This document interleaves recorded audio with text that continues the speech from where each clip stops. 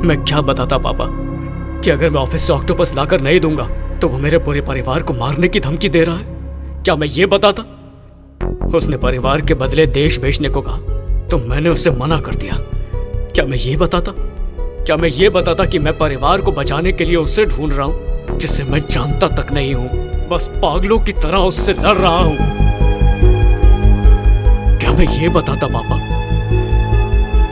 बोलिए ना। ऑफिस की चीज से इतना लगाव क्यों है?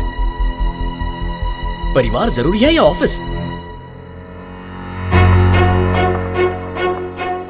मेरे ऑफिस का वो बेशकीमती ऑक्टोपस ही नहीं बल्कि ऑफिस में पड़ा 10 रुपए का बॉल पेन भी इस देश की प्रॉपर्टी है। किसी को नहीं दूंगा। अपने परिवार के लिए अपने देश को नहीं बेचूंगा। मैं ऑफिस का सामान देने की बात कर रहा हूँ तो बात बात में देश को क्यों बीच में ला रहा है? ऐसा क्या रखा है इस देश में? हाँ अंकल, आप ही समझाइए। भैया, भाभी, बहन, बच्चे, इन सब के आगे ये देश क्या चीज है? गरीबी, कर्ज, भ्रष्टाचार, भूख, अकाल, सूखा, हर काम के लिए घूस खिला। तुम्हारी भारत माता सिर्फ फोटो में ही अच्छी लगती है, वैसे तो ये देश बड़ा फेलियर है। अच्छा यही है कि हम सब अपने बारे में सोचें। That's better। बिल्कुल सही कहा, फेलियर। अरे सिर्फ देश ही क्यों, मेरे चारों ओर देखो, मेरा परिवार भी एक फेलियर है।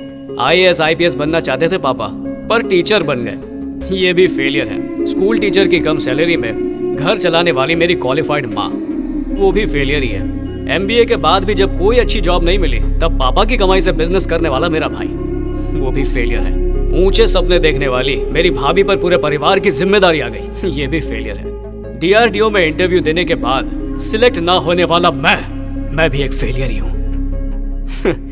लेकिन अगर अपना नजरिया बदल दिया जाए तो मेरे पापा ने सैकड़ों बच्चों को पढ़ाकर IAS और IPS बना दिया है, ये सक्सेसफुल है। मेरी भाभी ने भरे पूरे परिवार को मैनेज किया, ये सक्सेसफुल है। चाहे बिजनेस करना अच्छा लगे या ना लगे, पर अपने बिजनेस को नंबर 1 बनाने वाला मेरा भाई, ये सक्सेसफुल है। एक DRDO के साइंटिस्ट को पैदा करने वाली मेरी माँ, ये सक्सेसफुल है।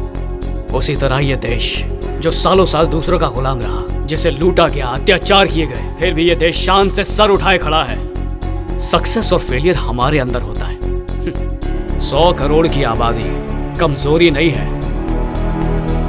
ताकत है। जब कुछ लोग साथ आते हैं तो परिवार बनता है, और जब कई लाख परिवार साथ आते हैं तो एक देश बनता है। एक परिवार के खत्म होने से देश को कुछ नहीं होगा, लेकिन अगर देश को कुछ हुआ तो एक भी परिवार नहीं बचेगा।